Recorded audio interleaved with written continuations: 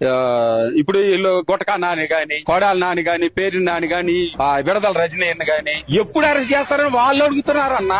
ఇంకా చంద్రబాబు రెచ్చగొట్టి లోకేష్ రెచ్చగొడితే గబక్కం లోపలేస్తారు. మా పని హాయిగా ఉంటది అనుకున్నారు కావాలి.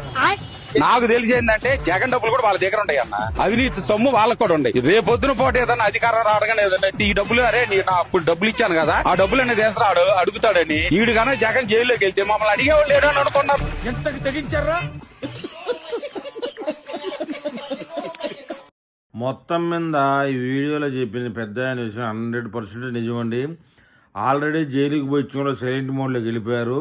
జైలుకి పోవాల్సి వచ్చిన వాళ్ళు మాత్రమే టెన్షన్లు, బీపీలు, హార్ట్ అటాకులు, షుగర్లు పెరిగిపోతూ ఉన్నాయి.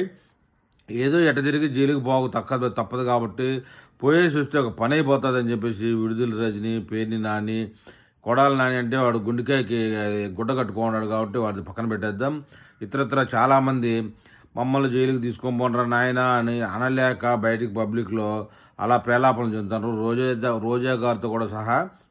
మొత్తానికైతే ఒకసారి జైలుకి పోయించాక ఒక పని అయిపోయింది అయ్యా బాబు అనిపించుకోవడానికి తగతగలాడుతున్నారు.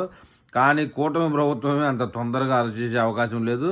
పక్కా ఆధారాలు 100% ఆధారాలు తీసుకుని అరెస్ట్ చేయడానికి సిద్ధంగా ఉంది. ఈ పెద్ద ఆయన చెప్పిన మాటల్లో ఎంతవరకు వాస్తవం ఉందా లేదా అనేది కామెంట్ రూపంలో పెట్టండి.